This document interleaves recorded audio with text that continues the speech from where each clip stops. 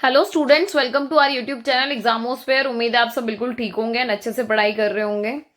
आज बेसिकली मैं आपको यूनिट 4 कवर कराने वाली हूँ, जिसमें हम फॉलो करेंगे diversity, representation and globalisation, and साथ में ग्लोबल इश्यूज भी कवर करेंगे। हिंदी वाले स्टूडेंट देख लें, विविधता, प्रतिनिधित्व, वैश्वीकरण और वैश्विक मुद्दे, इसको हम फॉलो अप करने वाले हैं। शुरू करने से पहले जरूरी बात, ये हमारी सीरीज ऑलरेडी कंप्लीट है। यूट्यूब की प्लेलिस्ट में आप जाके देख सकते हो। एंशिएंट एंड मिडिवल वाला भी आपका सिलेबस कंप्लीट है। इसके अलावा जो भी स्टूडेंट्स न्यू हैं चैनल पर, प्लीज टेलीग्राम चैनल जरूर ज्वाइन कर लें। जो ऑलरेडी हैं, पढ़ रहे हैं, टेलीग्राम चैनल इफ ज्वाइन नहीं किया then please do join this.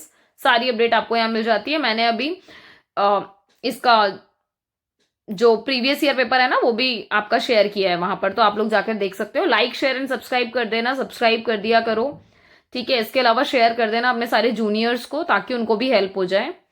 बाकी शुरू करते हैं। इंट्रोडक्शन में अगर हम देखें तो जो टर्म है डेमोक्रेसी, देखो हमारा सब्जेक्ट का नाम ही है theory and practice of democracy, right. So हम सारे जो एस्पेक्ट्स हैं वो डेमोक्रेसी के ही कॉन्टेक्स्ट में पढ़ रहे हैं। सो डेमोक्रेसी में अगर आप देखोगे तो आपको पता है इसकी जो रूट्स हैं वो कहाँ मिलती हैं, एंशियंट ग्रीस में मिलती हैं। और जहां पर मतलब ये जो वर्ड है इसको रेफर किया जाता है रूल बाय द डेमोस। हालांकि ये सारी चीजें हम यूनिट 1 में भी कवर कर चुके हैं, राइट। सो यहाँ थोड़ा सा ब्रीफ है, इनकेस इस कॉन्टेक्स्ट में पूछा जाएगा, so you have to write here as well, okay. मतलब आपको ये यहां पर भी लिखना पड़ेगा। सो डिमोस मतलब क्या होता है, लोग, वो पीपल को रेफर करते हैं डिमोस के वहां की लैंग्वेज में, ठीक है।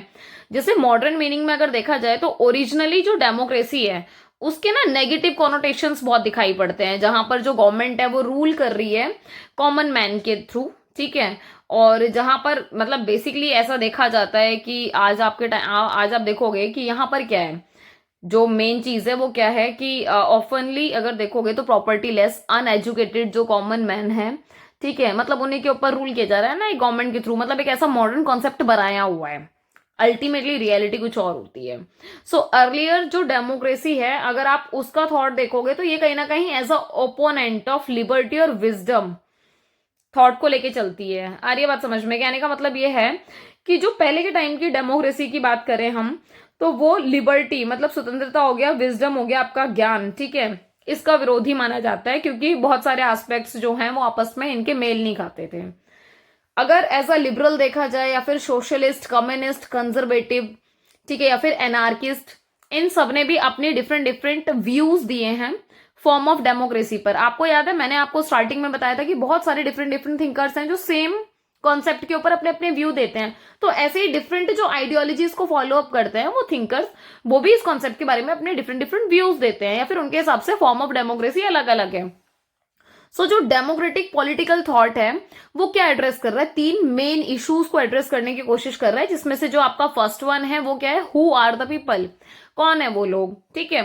It should not be restricted to their gender. एक चीज और है, जब हम लोग की बात कर रहे हैं तो यहां हम ओनली मेंस की बात नहीं कर रहे हैं, ओनली वुमेन्स की बात नहीं कर रहे, राइट। सो वो कह रहे हैं कि यहाँ आप जेंडर को रिस्ट्रिक्ट नहीं करेंगे, एजुकेशनल या फिर सोशल बैकग्राउंड जो है, ठीक है, या फिर यहाँ पर बात हो रही है एज की, कि कौन सी वाली मतलब एज वाले लोगों को आप इसमें इन कर रहे हो, जिसको आप वोट देने के लिए एलिजिबल कर रहे हो, ठीक है। अच्छा, सेकंड जो हो गया आपका, सेकंड किसको फॉलो अप कर रहा है, how should the people rule. आ रही है बात समझ में, कि लोगों को कैसे शासन करना चाहिए। सो यहाँ इंक्लूड हो सकता है डायरेक्ट और इनडायरेक्ट डेमोक्रेटिक फॉर्म्स हो सकती हैं आपकी, या फिर डिफरेंट फॉर्म ऑफ रिप्रेजेंटेटिव्स भी हो सकते हैं यहाँ पर। आ रही है बात समझ में, डिफरेंट इलेक्टोरल सिस्टम्स हो सकते हैं। ये सारे आपके ऐसे तौर तरीके हैं या फिर ऐसे सिस्टम्स हैं, ऐसे पैटर्न है जो फॉलो अप किए जाते हैं डेमोक्रेसी में, अलग अलग कंट्री में अलग अलग तरीके से, राइट। थर्ड वन है आपका, थर्ड में अगर आप देखोगे तो वो ये कह रहे हैं, how far does democratic rule extend political life और टू द फैमिली और टू द वर्क प्लेस या थ्रू आउट द इकोनॉमी। सो कहने का मतलब ये है कि जब आप डेमोक्रेटिक रूल की बात कर रहे हो, लोकतांत्रिक शासन की बात कर रहे हो, तो ये राजनीतिक जीवन में या फिर परिवार या कार्यस्थल, या फिर आप ये लगा लो कि पूरा इकोनॉमी कितनी दूरी तक फैला हुआ है। मतलब जो डेमोक्रेसी की बात कर रहे हो तो ये कितने सारे एरियाज को कवर करने की कोशिश करता है, या फिर लिमिटेड एरिया में है, या हर जगह दिखाई पड़ता है, ठीक है। सो ये क्वेश्चंस उठाए जाते हैं जर्नली। अब अगर हम डाइवर्सिटी के कॉन्टेक्स्ट में देखा जाए तो देखो, डाइवर्सिटी एक ब्रॉड वैरायटी दिखाई पड़ती है, क्योंकि डाइवर्सिटी का मतलब ही क्या है कि ये एक पर्टिकुलर एरिया है, यहाँ पर आपको डिफरेंट डिफरेंट चीजें दिखेंगी। जैसे मैं आपको डिफरेंट डिफरेंट शेप बना के दिखा रही हूँ, तो ये क्या है, मतलब आप इसको रिप्रेजेंट कर सकते हो। डिफरेंट रिलीजन दिखाई पड़ते हैं, डिफरेंट रेस के लोग हैं, डिफरेंट लैंग्वेज के लोग हैं, समझ पा रहे हो, different different culture follow up कर रहे हैं। सो यूनिक इंडिविजुअल मतलब हर इंडिविजुअल की अपनी यूनिक आइडेंटिटी है, अपने यूनिक पैटर्न है जिसको फॉलो अप कर रहे हैं। ऑब्जेक्ट्स की बात हो रही है, सोशल कंस्ट्रक्ट्स की बात हो रही है। विद इन अ ग्रुप और सिविलाइजेशन मतलब एक ही सिविलाइजेशन में, एक ही ग्रुप में या एक पर्टिकुलर एरिया में आप देखोगे जब डिफरेंट डिफरेंट वेराइटी के लोग रह रहे होते हैं साथ में, तो वो डाइवर्सिटी आपकी, सिंपल सी बात है। ठीक है, अगर सोशल सेटिंग में देखोगे तो उसको रेफर किया जाता है कि डिस्टिंक्शन करता है between people based on their social economic class, gender, sexual orientation, age, race, ethnicity among other traits. कहने का मतलब ये हो गया कि जब आप डाइवर्सिटी को सोशल सेटिंग में देख रहे हो, समाज के एस्पेक्ट में, समाज के संदर्भ में देख रहे हो, तो यह रेफर किया जा रहा है कि भाई अलग अलग तरीके से आप डाइवर्सिटी कैसे देखोगे। भाई अलग अलग इकोनॉमिक क्लास होगा, सोशल कल्चर अलग होगा आपका, ठीक है, जेंडर, सेक्सुअल जो ओरिएंटेशन है वो अलग अलग होंगी। कहीं पर आप ये देखोगे सेम सेक्स मैरिज अलाउ है, कहीं पर नहीं है, सो ये भी डाइवर्सिटी का ही पार्ट हो जाता है आपका। एज का क्राइटेरिया, रेस मतलब किसकी बात हो रही है, यहाँ भाग भाग के दौड़ लगाने की बात नहीं हो रही, यहाँ पर बात हो रही है किसकी, कलर की। कलर को रेस बोल देते हैं पॉलिटिकल लैंग्वेज में, हम सबको पता होना चाहिए आई गेस, राइट।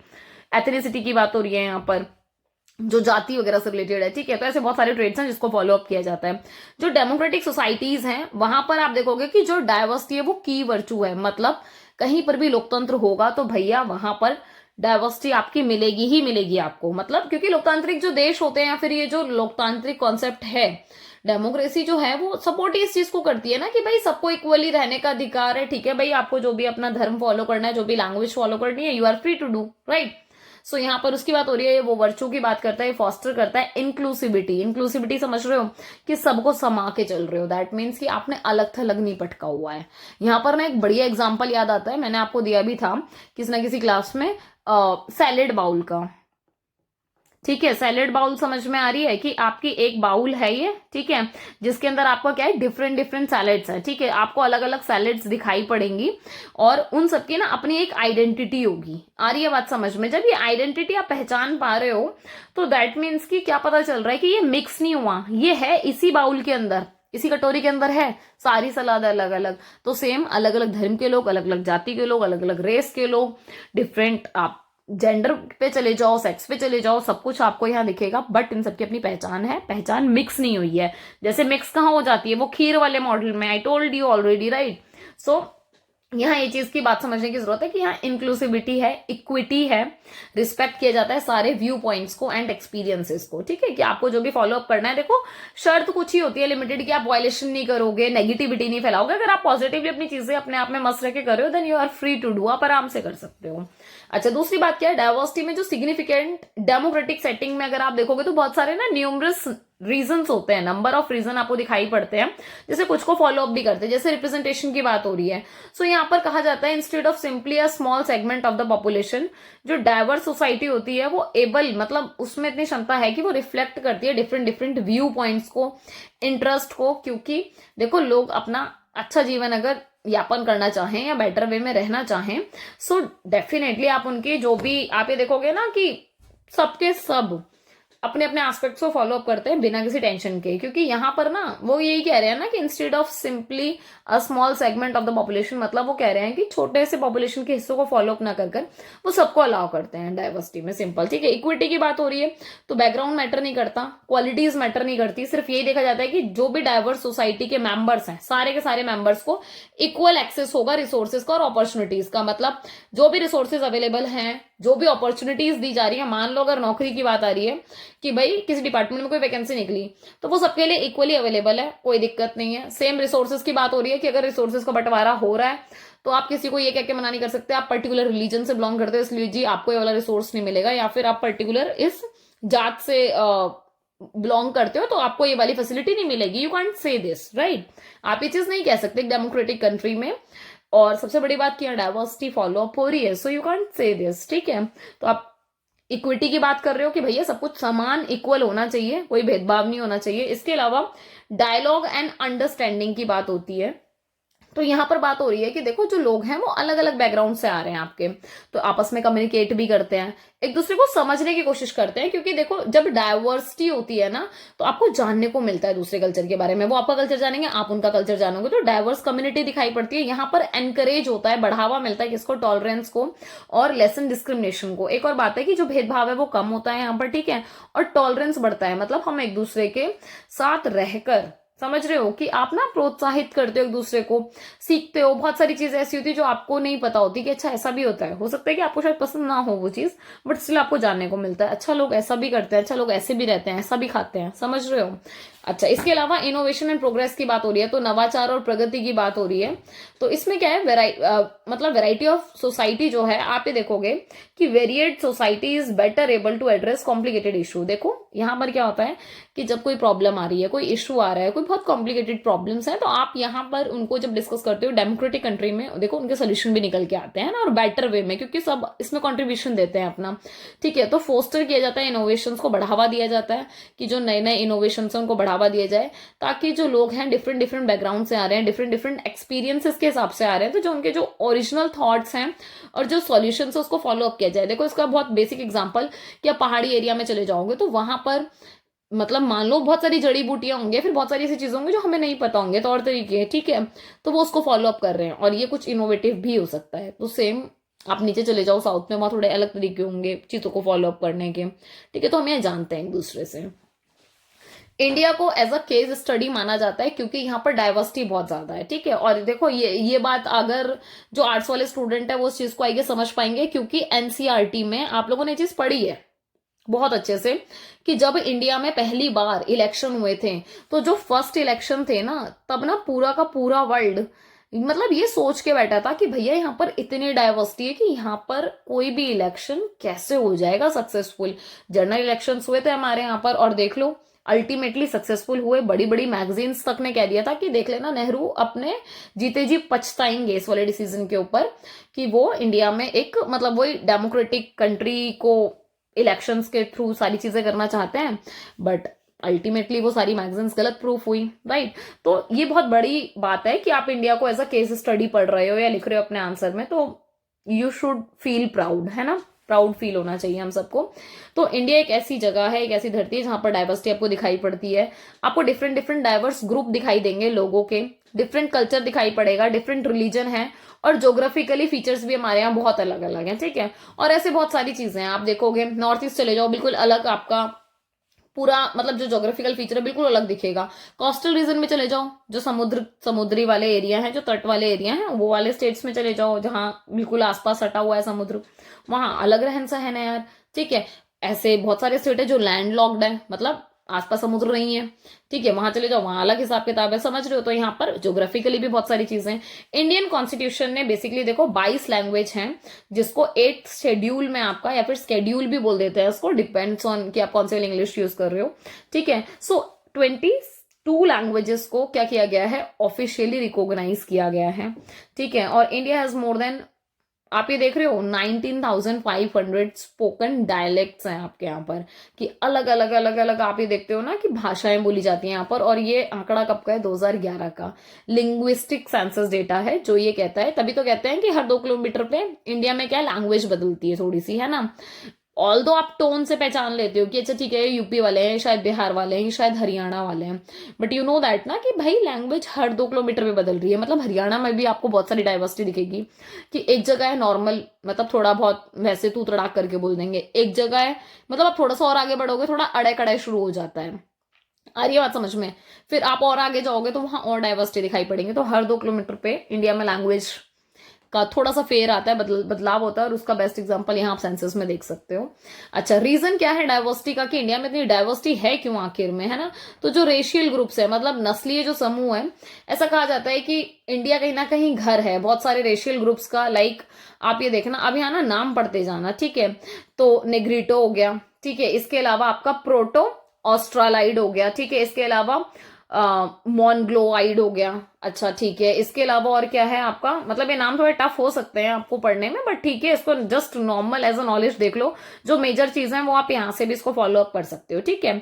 सो एक हो गया मेडिटेरियन इन ठीक है। इसके अलावा वेस्टर्न आप ये देखोगे बैकरी सैफली, ठीक है। इसके अलावा क्या हो गया, the Nordic.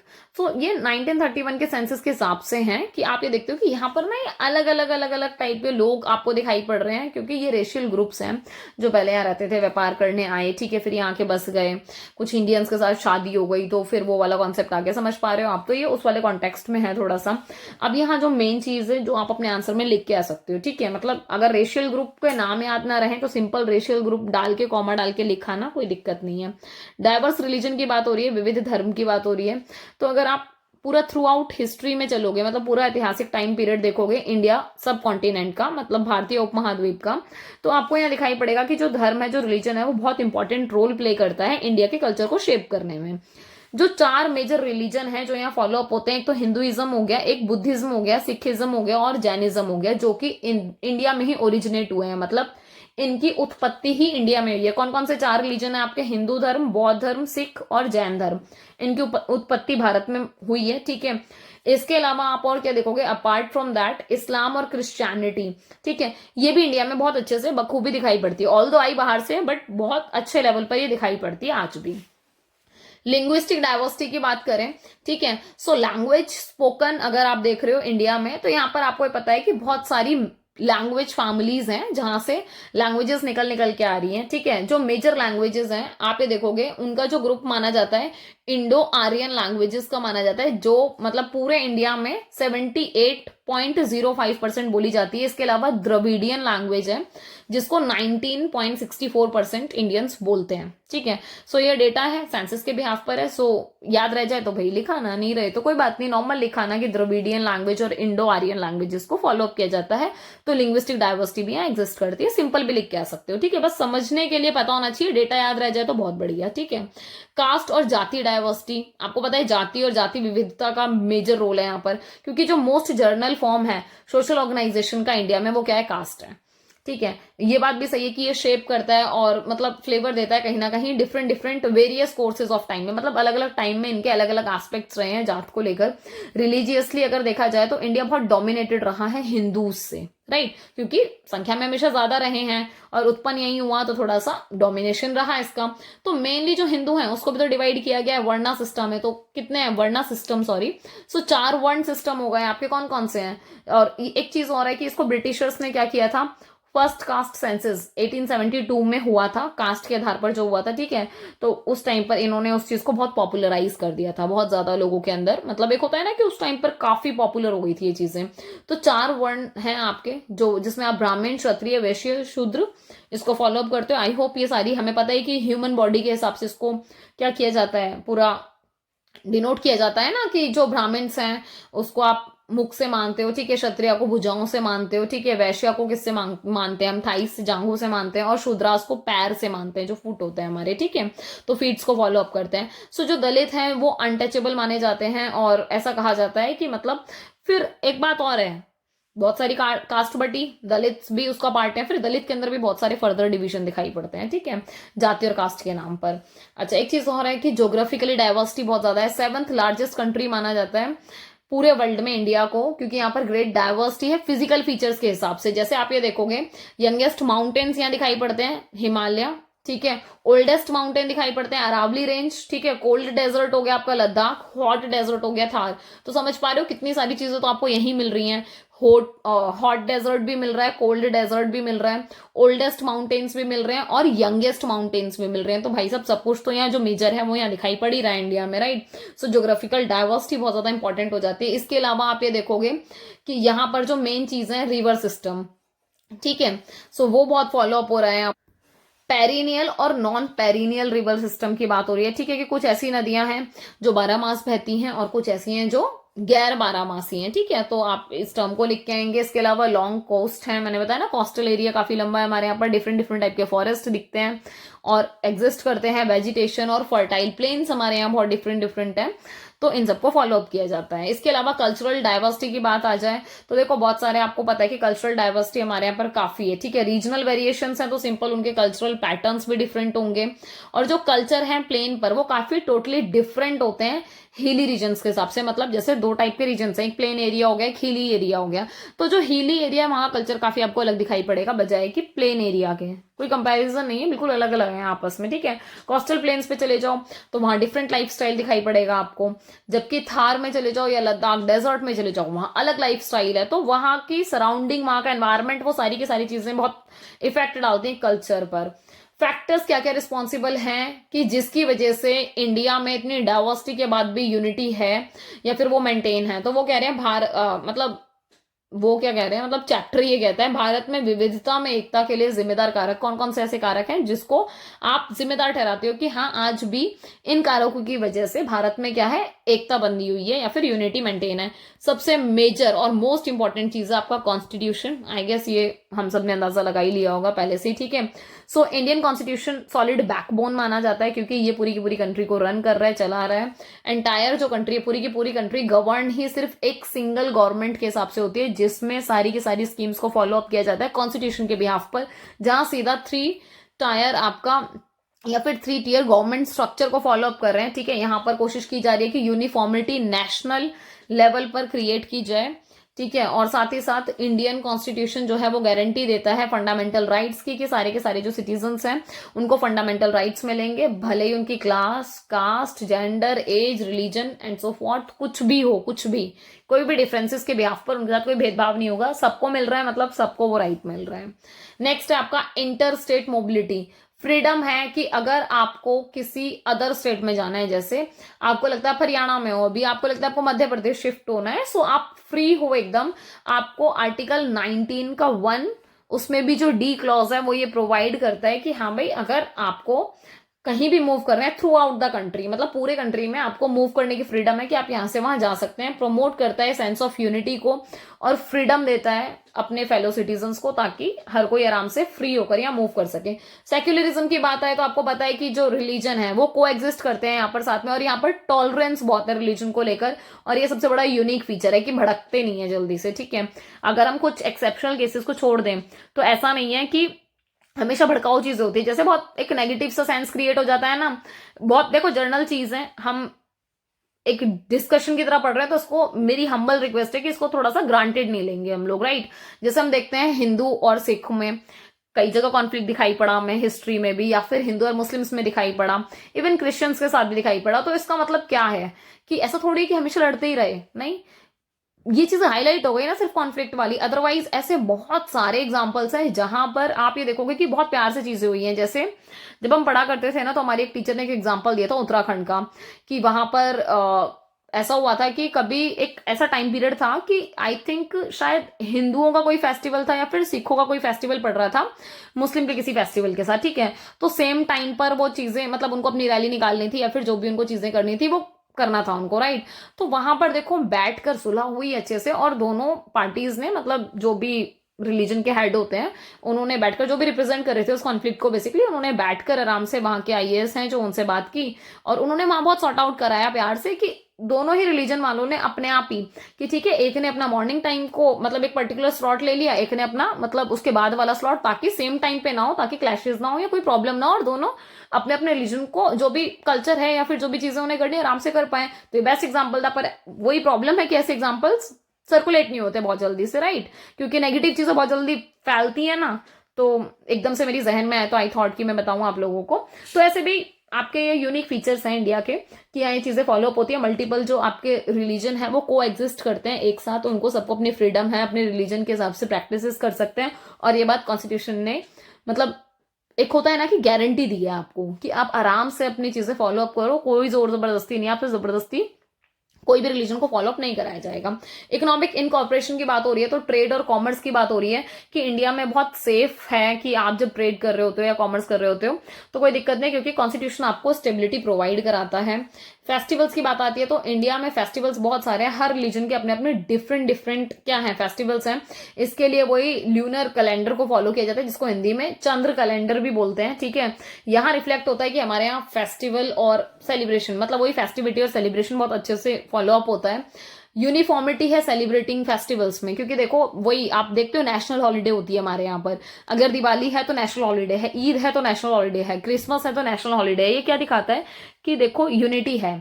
Different different religion, हम कह नहीं रहे हैं कि हम चलो आपको आजादी दे रहे हैं कि आप कुछ भी फॉलो करो अपने धर्म के हिसाब से, नहीं, हम उस चीज को वैल्यू भी कर रहे हैं, रिस्पेक्ट भी कर रहे हैं। और ऐसे में यही होता है कि दिवाली है तो आपको पता है सब मनाते हैं दिवाली, मतलब आप किसी रिलीजन को वो नहीं कर सकते कि भाई फलाना नहीं मनाता ये वो, सबके घर सफाई होती है, दिवाली का टाइम है तो सबके यहाँ मिठाइयां बढ़ती हैं, चाहे फिर कोई भी रिलीजन हो, राइट। तो ये ऐसे वाली चीजें हैं। ईद है तो लोग अपने, एक बात बताओ कि खाली मुस्लिम्स मनाते हैं? नहीं, जो हिंदू हैं, जो सिख हैं, जो क्रिश्चियंस हैं, वो भी आपस में मिठाइयां शेयर करते हैं, राइट। सो बहुत सारे ऐसे एग्जाम्पल्स आपको दिखाई पड़ते हैं जहां हम फॉलो अप करते हैं इन चीजों को। इसके अलावा बहुत सारे मेजर ऐसे फेस्टिवल्स हैं, वही जो डिफरेंट डिफरेंट रिलीजन है मिलकर पूरे हार्मनी के साथ पूरी कंट्री में सेलिब्रेट होता है। मॉनसून क्लाइमेट की बात आती है तो बहुत क्रूशियल है इंडिया के सब कॉन्टिनेंट में, क्योंकि यहाँ पर एग्रीकल्चरल जो प्रैक्टिसेस हैं वो डिफरेंट डिफरेंट होती हैं। जैसे यहाँ पर एग्रीकल्चर की जो लाइफ है, फ्लोरा एंड फ्यूना हो गया है ना, ये बहुत ज्यादा जरूरी है, क्योंकि जैसे भी आप ये देखोगे कि मतलब जितने भी आप ये देख रहे हो वनस्पति हो गया, ठीक है, जीव हो गए आपके, या फिर पॉपुलर फेस्टिवल्स हो गए, भाई वो सब कुछ ना इसमें बहुत फॉलो अप होता है। मॉनसून के हिसाब से भी चीजें डिसाइड होती हैं। तो इंडिया एक यूनाइटेड है क्योंकि यहाँ पर मॉनसून क्लाइमेट काफी सेपरेट करता है चीजों को। सेपरेट करने के बाद भी हम क्लाइमेट सिस्टम में एक यूनिक क्या कॉम्बिनेशन लेके आते हैं, कौन सा, यूनिटी का। इसके अलावा कॉमन लैंग्वेज एंड स्पोर्ट्स, आपको पता है इंडिया मल्टीलिंगुअल कंट्री है, यहाँ पर डिफरेंट डिफरेंट लैंग्वेजेस बोली जाती हैं। जो मेजोरिटी ऑफ सिटीजन है वो हिंदी बोलते हैं यहाँ पर ये बात सही है कि लिंग्विस्टिक वेरिएशंस स्टिल एग्जिस्ट करता है, क्योंकि भले ही मेजोरिटी हिंदी बोल रहा है बट स्टिल उसमें भी आपको बहुत सारे वेरिएशंस दिखाई पड़ेंगे, ठीक है। और इंडिया में टिपिकली जो लैंग्वेज स्पीक बोली जाती है, ठीक है, और कोशिश ऐसा ही होता है कि अंडरस्टैंड मोर देन 2 लैंग्वेजेस, मतलब ऐसा कहा जाता है कि आम तौर पर, मतलब चाहे यहाँ पर आप जैसे कितनी ही भाषाएं बोल रहे हो, ठीक है, या कुछ भी कर रहे हो, पर कोई भी इंडियन होगा तो वो कम से कम 2 लैंग्वेज तो आराम से समझेगा ही समझेगा और बोलता भी होगा, ठीक है। तो मतलब अपनी लोकल लैंग्वेजेस की बात कर रही हूँ मैं। अब जैसे नॉर्मल, हाँ मैं मतलब मैं अगर अपनी बात करूँ तो मैं नॉर्मल हिंदी भी बोलती हूँ और समझती हूँ, बाकी मैं हरियाणवी भी समझती हूँ और बोलती हूँ। समझ पा रहे हो आप? तो 2 लैंग्वेज मेरी हो गई। ऐसे आप सब भी मतलब ऐसे थॉट लेके आओ, सिंपल सोचो, हिंदी हम सब बोलते हैं, समझ पाते हैं, ठीक है, और आप सबकी अपनी रीजनल लैंग्वेज होगी जो आप लोग बोलते होंगे, समझते होंगे, सिंपल। सो यहाँ उसको फॉलो अप करें। इसके अलावा आपको पता है हिंदी और इंग्लिश आपकी ऑफिशियल लैंग्वेज है, वो हम सब समझते हैं, ठीक है, और ये गवर्नमेंट इंस्टीट्यूशंस में फॉलो अप होती है। बॉलीवुड मूवीज को आप देख लो, आज के टाइम पर बहुत इंपॉर्टेंट रोल प्ले किया जाता है, क्योंकि वहां पर आप ये देखो कि हिंदी की जो मूवी है वो तो यहीं से पॉपुलराइज हो रही है ना। और एक और सबसे मजे की बात की not in India, outside the India, मतलब even in world follow up होती है बहुत सारी मूवी। जैसे डीडीएलजे बहुत पॉपुलर मूवी, आप वर्ल्ड में भी देखोगे तो बहुत सारे लोग उसके बारे में बात करते हैं, लोग देखते हैं उसको, ठीक है। या देखिए कंटेम्पररी जो डिबेट्स हैं diversity in India and global context के ऊपर, कि भारतीय और वैश्विक संदर्भ में विविधता पर समकालीन जो बहस है उसके बारे में बात कर रहे हैं। कंटेम्पररी समझ लो, जो आज के टाइम पर जो बहस होती है ना, मतलब प्रेजेंट टाइम में, उसको कंटेम्पररी कह देते हैं, ठीक है। तो और वैसे आप हिंदी में लिख के आओगे समकालीन और इंग्लिश में कंटेम्पररी ही लिख के आना, आपके ईज करने के लिए, समझाने के लिए सिर्फ मैंने बोला कि प्रेजेंट टाइम की बात हो रही है, क्योंकि कुछ लैंग्वेज आपकी पॉलिटिकली होती है तो आप उनको पॉलिटिकली लिख के आओगे तो ज्यादा अच्छा इंप्रेशन छोड़ती है, ठीक है। पॉलिटिकल रिप्रेजेंटेशन की बात हो रही है तो बहुत ज्यादा क्रूशियल आर्ग्यूमेंट होता है इंडिया में भी, ठीक है, और इंटरनेशनल कॉन्टेक्स्ट में भी। कुछ बिलीव करते हैं कि जो पॉलिटिकल पार्टी होती है, फिर ऑर्गेनाइजेशन होती है, वो रिप्रेजेंट करती है वेरियस पॉपुलेशन को, डिफरेंट डिफरेंट पॉपुलेशन को, जो मोर एक्यूरेटली वर्क करती है मिलकर। और अदर कंटेंट देखोगे तो ये रिप्रेजेंटेशन जो है कहीं ना कहीं डिटरमाइन करता है by ability rather than by identity, मतलब वो कहते हैं कि क्षमता है इसलिए आपको रिप्रेजेंटेशन मिल रहा है बजाय की पहचान के, मतलब वो आइडेंटिटी से नहीं जोड़ रहे इस चीज को। अच्छा, इसके अलावा affirmative action for under privilege communities, देखो बहुत सारी आपको पता है कि बहुत सारी ऐसी कम्युनिटीज हैं जो अंडर प्रिविलेज है, मतलब जिनको बहुत ज्यादा फैसिलिटी नहीं मिलती, बहुत ज्यादा सुख सुविधाएं नहीं मिलती, तो उनके लिए अफर्मेटिव एक्शन लेना बहुत ज्यादा जरूरी है। तो ये बहुत डिबेटेबल टॉपिक बन जाता है इंडिया में या फिर ऐसी जगहों पर जहां पर अफर्मेटिव एक्शंस लेने की जरूरत होती है, क्योंकि इनका एक ही एम होता है, एक ही उद्देश्य होता है कि इनको क्या करना है, इरेडिकेट करना है हिस्टोरिकल प्रिजुडिस को अगेंस्ट मार्जिनलाइज्ड ग्रुप। क्योंकि देखो जो भी मार्जिनलाइज्ड ग्रुप है, जैसे दलित के लिए बोल देते हैं, आदिवासी के लिए बोल देते हैं, मार्जिनलाइज्ड ग्रुप है क्योंकि उन्होंने बहुत ज्यादा सफर किया है, आप अगर इनका पास देखोगे, और इसीलिए ये क्या है आज के टाइम पर अंडर प्रिविलेज है। तो बहुत ज्यादा जरूरी है कि आप इनको ऐसी पॉलिसीज या ऐसे रिसोर्सेज प्रोवाइड कराओ ताकि ये भी क्या कर सके, अपना डेवलपमेंट कर सके। ऑल दो इन सब चीजों के भी अपने खुद के प्रोज एंड कॉन्स हमेशा एग्जिस्ट करते हैं। अच्छा, इसके अलावा कल्चरल अप्रोप्रिएशन की बात हो रही है, तो ये जो ट्रेंड है ग्लोबली, ये फॉलो होता है डेवलप्ड कंट्रीज में। मतलब ये जो आइडियोलॉजी है ये कहीं ना कहीं डेवलप्ड कंट्रीज में, डेवलप्ड मतलब समझ रहे हो वो कंट्री, देखो तीन तरीके की कंट्री होती है, एक होती है आपकी डेवलप्ड, ठीक है, और एक हो गई आपकी डेवलपिंग, जहां पर क्या आ जाता है, आईएनजी आ जाता है, ठीक है, और एक हो गई आपकी अंडर डेवलप्ड। आ रही है बात समझ में?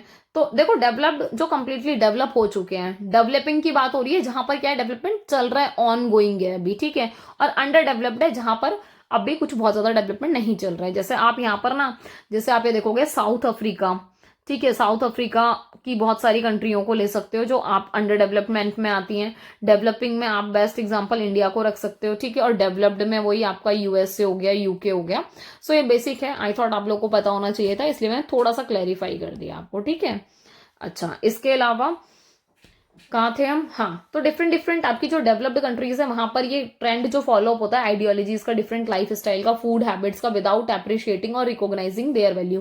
क्योंकि देखो जो डेवलप्ड कंट्री है वहां कोई वैल्यू फॉलो अप नहीं होती। जैसे मैं इसका बेस्ट एग्जाम्पल देती हूँ, जैसे आप इंडिया में देखोगे हमारी मम्मी हमेशा मना करती हैं या डांटती हैं हमें, या फिर मतलब इट्स नॉट अबाउट मम्मी, मतलब पेरेंट्स, मम्मी पापा दादा दादी जो भी होते हैं घर में बड़े, वो डांटते हैं कि रोड पे चलते चलते मत खाओ, ये कौन सा तरीका है, कौन सी तमीज है, मतलब आराम से बैठ के खाओ, तरीके से खाओ, भगदड़ मत मचाओ, ठीक है। हमने क्या किया, जो डेवलप्ड कंट्रीज में फॉलो अप होता है कि वो फटाफट तैयार होते होते वो रोल बनाएंगे या कुछ भी होगा तो हाथ में बनाते हुए खाते हुए रोड पे निकल जाएंगे, सड़क पे। आ रही है बात समझ में? क्योंकि वहां का कल्चर है। सेम ऐसे ही बहुत सारे ट्रेडिशन है जो हम देखकर फॉलो अप कर लेते हैं जाने अनजाने में। अभी कह सकते हैं हम लेट हो रहे हैं इसलिए हम फटाफट खा के जा रहे हैं, अदरवाइज हम तो बैठ के ही खाते हैं, है ना। पर अडॉप्ट तो किया ना। तो डेवलप्ड जो कंट्री है वहां पर बहुत सारा लाइफ स्टाइल है, आइडियोलॉजीज है जो वहां फॉलो अप होती है। जैसे वहां की आइडियोलॉजी यहाँ पर बहुत आराम से फॉलो अप करने की कोशिश की जा रही है और कर भी रहे हैं काफी हद तक। मैं उस डिबेट में नहीं जाऊंगी क्योंकि एक अलग डिबेट छिड़ जाती है इन सब बातों में। बट हम सबको पता है कि आप लोग वैसे भी बहुत अवेयर होंगे, सोशल नेटवर्किंग जो भी आप देखते हो, जितने भी प्लेटफॉर्म्स हैं वहां हमें सब दिखाई पड़ता है कि कैसी आइडियोलॉजीज चल रही हैं, क्या हम फॉलो अप कर रहे हैं। अदरवाइज ये जितने भी फैब में ये जो हम वैलेंटाइन डे और ये पता नहीं कौन कौन से दुनिया भर के डेज मनाते हैं, हमारे नहीं है खुद के। तो ये वहां से लाइफ स्टाइल आप फॉलो अप कर रहे हो या फिर हम लोग फॉलो अप कर रहे हैं, राइट। तो ऐसी फूड हैबिट्स हो गया। तो ये सारी चीजें जहां पर वैल्यूज को बहुत ज्यादा अप्रिशिएट नहीं किया जाता। जैसे एग्जाम्पल चाइनीज फूड का हो गया, हमें हमारे यहाँ फास्ट फूड हमारा खुद का ओरिजिन नहीं है, राइट। तो चाइनीज फूड जो भी है हमारा, ये कहीं ना कहीं उधर से ही है, ठीक है, जो कि जंक है, हम सबको पता है, और पर पॉपुलर है यूथ के बीच में, और नॉट इवन इन यूथ, मतलब एक होता है कि सब खा रहे हैं इसको कि टेस्ट लग रहा है या फिर जो भी है, ठीक है। ऐसे ही मैकडी देख लो, मैकडी बर्गर के लिए बहुत पॉपुलर है, इक्वली पॉपुलर है जैसे मैकडी इसका बेस्ट एग्जांपल है। आप ये देखोगे कि ये पूरा अक्रॉस वर्ल्ड, अक्रॉस ग्लोब ऐसा कहा जाता है कि इक्वली पॉपुलर है, चाहे आप डेवलप्ड कंट्रीज में चले जाओ चाहे डेवलपिंग में चले जाओ, ठीक है। इसके अलावा कल्चरल इंटरचेंज की बात आ रही है, ये बहुत क्रूशियल कंपोनेंट है ह्यूमन कनेक्शन के लिए, क्योंकि ग्लोबलाइजेशन का जो एरा है वो ऐसे ही कनेक्ट करेगा आपको। ऐसा नहीं है कि आप खाली इकोनॉमिकली कनेक्ट हो जाओ आपस में, पॉलिटिकली कनेक्ट हो जाओ बस हो जाएगा, नहीं। कल्चरल भी आपका बहुत इंपॉर्टेंट रोल प्ले करता है, जो कल्चरल एस्पेक्ट्स होते हैं, क्योंकि रहन सहन, बोल चाल, उठना बैठना सब कुछ हमारा इन्फ्लुएंस होता है आपस में। डाइवर्सिटी वर्क प्लेस पे आपको दिखाई पड़ती है क्योंकि मोबिलिटी है और फ्रीडम है कि आप मूव कर सकते हो एक जगह से दूसरी जगह। तो जो डाइवर्स ग्रुप होते हैं वो डिफरेंट डिफरेंट बिगर सिटीज में आराम से मूव करते रहते हैं, ठीक है, और वो कहीं ना कहीं इंपॉर्टेंट एस्पेक्ट लेके आते हैं डाइवर्सिटी का डिफरेंट डिफरेंट वर्क प्लेसेस में। जैसे आप देखोगे साउथ में अगर आप चले जाओ, वहां का वर्क प्लेस का एनवायरमेंट बिल्कुल अलग होगा, पर आप यहाँ से जाओगे अगर तो डेफिनेटली क्या होगा कि आप कुछ सीखोगे कुछ उनको सिखाओगे, सेम वो लोग आएंगे आप कुछ सीखोगे कुछ उनको सिखाओगे, तो वो वाली चीज आ जाती है। इमिग्रेशन एंड नेशनलिज्म की बात आ रही है, तो ये बहुत इंपॉर्टेंट हो जाता है क्योंकि जो इमिग्रेशन और नेशनलिज्म है ये इंटेंस टॉपिक होता है बहुत सारे नेशंस का, क्योंकि यहाँ पर जैसे इंडिया और यूनाइटेड स्टेट को आप देख लो, ठीक है, वहां भी ये बहुत इंपॉर्टेंट है। जैसे इंडिया में बहुत इंपॉर्टेंट है ये मुद्दा, वहां भी बहुत इंपॉर्टेंट है। इमिग्रेशन जो है वो असेंशियली आप ये देखते हो कि वैरायटी ऑफ रीजन से इंक्लूड होते हैं, क्योंकि इकोनॉमिक डेवलपमेंट हो गया उसकी वजह से ज्यादातर मूव करते हैं। बट ये कहीं ना कहीं इंडेंजर हो जाता है आपकी नेशनल सिक्योरिटी के लिए, क्योंकि अगर कोई पर्सन एक कंट्री से दूसरी कंट्री जाता है ये कहकर कि हाँ हमें बढ़िया अपॉर्चुनिटीज मिल रही हैं, वो सारी चीजें तो ठीक है, पर कहीं ना कहीं ये कभी कभी थ्रेट भी बन जाता है नेशनल सिक्योरिटी के लिए, ठीक है। और ये आपकी नेशनल आइडेंटिटी को भी वीकेन करता है, मतलब डाउन करता है कि आप अपनी मतलब इतनी बढ़िया कंट्री से आ रहे हो बट स्टिल आप मूव कर रहे हो दूसरी कंट्री में अपॉर्चुनिटी ढूंढने के लिए, दैट मीन्स कि आप अपनी कंट्री को भी डिग्रेड ही कर रहे हो somewhere, right. So diversity is really a complicated है diversity, no doubt. Multi dimensional concept आपको दिखाई पड़ते हैं यहाँ पर, डिफरेंट चैलेंजेस भी दिखाई पड़ते हैं फिर साथ ही साथ, ठीक है, क्योंकि इंक्लूसिविटी है, इक्विटी भी दे रहे हो आप, क्योंकि अलग अलग कल्चर अगर एक ही रीजन में रहकर अपनी सारी चीजें अप्लाई कर रहा है तो ये बहुत बड़ी बात है कि इसको बैलेंस और मैनेज कैसे किया जा रहा है। जो रोल प्ले किया जाता है सोशो कल्चर के through ethos in sustaining and developing Indian society is remarkable. क्योंकि देखो आप ये बात समझ लो, सोशल और जो कल्चरल एस्पेक्ट जिसको फॉलो अप कर रहे हैं डेवलपिंग कंट्री में, क्योंकि इंडिया डेवलपिंग कंट्री है, तो ये बहुत रिमार्केबल है अपने आप में ही। इसके अलावा प्रॉब्लम ऐसा नहीं है कि होती नहीं है, डाइवर्सिटी वाली कंट्री में होती है हमेशा, बट उनको हैंडल भी कर लिया जाता है आराम से। रिप्रेजेंटेशन की बात हो रही है, तो डेमोक्रेसी और रिप्रेजेंटेशन क्लोजली इंटरविंड है। आप ये देखो कि ये इस तरीके से ट्विन है आपस में कि ये आपस में एक दूसरे के बिना रह नहीं सकते, क्योंकि जो रिप्रेजेंटेटिव है उसको कौन चुन रहा है, लोग चुन रहे हैं। तो डेमोक्रेसी में जो रिप्रेजेंटेशन है उसको फॉलो अप किया जा रहा है कि कैसी लोगों की नीड है, क्या लोगों के ओपिनियन है। क्योंकि देखो रिप्रेजेंटेशन में क्या होता है कि कोई एक पर्सन आप ही के एरिया से खड़े होकर आपको रिप्रेजेंट कर रहा है ना, तो वो बताएगा ना वहां जाकर कि भाई हमारे लोगों की ये नीड है, उनके ये ओपिनियन है, वो ऐसा सोचते हैं। तो ये सारी चीजें एक्सप्रेस करना, और ये प्रमोट किया जाता है during legislative and executive debates. जब भी एग्जीक्यूटिव और लेजिस्लेटिव की डिबेट्स चल रही होती हैं तो उस टाइम पर ये सारी की सारी बातें रखी जाती हैं। इसके अलावा जो डेमोक्रेसी है वो डिपेंड करती है रिप्रेजेंटेटिव पे, क्योंकि देखो रिप्रेजेंटेटिव वही बेहतर होगा जो सेम आइडियल्स को, सेम प्रिंसिपल्स को फॉलो अप कर रहा होगा अपने लोगों के बिहाफ पर। ऐसा ना हो ना कि एक पर्टिकुलर एरिया की जो जनता है वो चाहती है कि उस एरिया में स्कूल्स वगैरह डेवलप हो, लाइब्रेरी खुले, ठीक है, बट जो पर्सन है वो थोड़ा सा मतलब अलग माइंडसेट का है, वो सोचता है कि नहीं जी ठेके वगैरह खुलने चाहिए हमारे यहाँ। समझ रहे हो, तो गड़बड़ हो जाएगी भाई ये तो same thought of alignment same होना चाहिए। मतलब अगर हम सोच रहे हैं कि जी हमारे एरिया में स्कूल लाइब्रेरी वगैरह खुले, तो जो पर्सन है जिसको आपने एज अ रिप्रेजेंटेटिव चुना है उसका भी सेम सोचना बहुत ज्यादा जरूरी है। वो भी सोचे कि हाँ जी स्कूल की जरूरत है, हाँ जी लाइब्रेरी की जरूरत है यहाँ पर। समझ रहे हो, तो सेम थॉट होना बहुत जरूरी है। क्योंकि जो बड़ी बड़ी कंट्री है, जैसे इंडिया की बात हो गई, यहाँ पर सारे के सारे सिटीजन डायरेक्टली पार्टिसिपेट नहीं कर सकते। जैसे मैंने आपको बताया था स्विट्जरलैंड में क्या होता है, डायरेक्टली लोग पार्टिसिपेट करते हैं डिसीजन मेकिंग में। यार इंडिया में इतनी बड़ी पॉपुलेशन है, यहाँ पॉसिबल ही नहीं हो पाएगा, ठीक है, तो डायरेक्टली हर डिसीजन में पार्टिसिपेट नहीं कर सकते।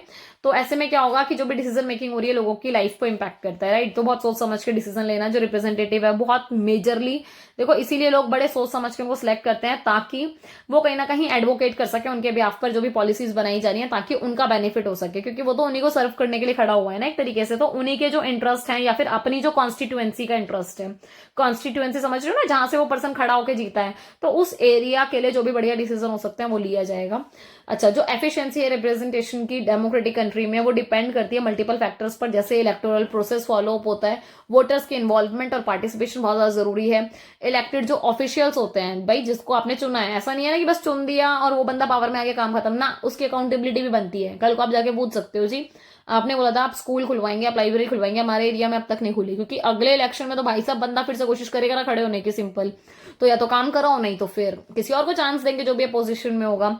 तो ओपननेस बहुत होती है और ये बहुत सारी चीजें यहाँ पर फॉलो अप होती है। टाइप्स क्या है रिप्रेजेंटेशन के, तो देखो इलेक्शंस जो है फ्रीक्वेंटली होते हैं, मतलब एक पर्टिकुलर टाइम पीरियड पे होते हैं, टर्म होता है, टेन्योर होता है फिक्स, हर टाइम के बाद इलेक्शंस होते हैं। और होते किस बिहाफ पर है, रिप्रेजेंटेटिव डेमोक्रेसी के बिहाफ पर। और एक और चीज है यहाँ फॉलो अप होता है यूनिवर्सल अडल्ट फ्रेंचाइज। ये वर्ड हम सब ने आपकी 12th में पढ़ा होगा, इवन बहुत सारे even not in 12th, I guess ये हम सब 6th 7th 8th में भी पढ़ते हैं, क्योंकि इलेक्शंस के बारे में तो वहां भी हमने पढ़ा होता है, चाहे थोड़ा थोड़ा ही सही, ठीक है। सबको पता है कि 18+ को मिलता है। ये बात भी हम सबको पता है कि हमारे यहाँ पर राइट टू वोट जो है वो बिल्कुल फ्री है, कि कास्ट, जेंडर, रिलीजियस डिस्क्रिमिनेशन वगैरह कुछ नहीं करते हम। कोई ये नहीं कहेंगे कि आपके पास प्रॉपर्टी होनी चाहिए, आप इतने पढ़े लिखे होने चाहिए, नहीं, राइट टू वोट सबको इक्वली है, ठीक है। जो इलेक्टोरेट होते हैं वो कहीं ना कहीं सिलेक्ट होते हैं, मतलब वही अपने रिप्रेजेंटेटिव के बिहाफ पर, और डिफरेंट सिस्टम ऑफ रिप्रेजेंटेशन को फॉलो अप किया जाता है। और यहाँ पर वही टर्म वगैरह यूज किया जाता है, जितनी भी वोटर कम्युनिटी है वो फॉलो अप करती है उसको। ज्योग्राफिक जो रिप्रेजेंटेशन है वो यही है कि इस कैटेगरी में क्या होता है, जो आपका नेशन है वो डिवाइडेड है अलग अलग कॉन्स्टिट्यूएंसी में। निर्वाचन क्षेत्र होते हैं ना जहां से हर पर्सन खड़ा होता है, और हर स्टेट में कॉन्स्टिट्यूएंसी होती है डिफरेंट डिफरेंट। तो ईच कॉन्स्टिट्यूएंसी से क्या होता है, जो वोटर है वो अपने एमपी को चूज करते हैं। एमपी मतलब मेंबर ऑफ पार्लियामेंट, ठीक है, जो जाकर पूरे की पूरी संसद में आपको जाके रिप्रेजेंट करेगा। आपको मतलब अपने पर्टिकुलर जिस एरिया से वो जीता है उस एरिया के लोगों को रिप्रेजेंट करता है। प्रोपोर्शनल रिप्रेजेंटेटिव में क्या होता है, एक ऐसा सिस्टम है जहां पर प्रोपोर्शन के हिसाब से वोट्स दिया जाता है। मतलब ये जो प्रोपोर्शनल रिप्रेजेंटेटिव वाला है ये नॉर्मल इलेक्शंस में यूज नहीं होता, ये जैसे प्रेसिडेंट के इलेक्शंस हो गए वहां यूज होता है, ठीक है। तो यहाँ पर जो वोटर्स हैं बहुत मायने रखते हैं, क्योंकि वोट्स ना यहाँ पर वेस्ट नहीं होते, बट जाते हैं आपस में, ठीक है।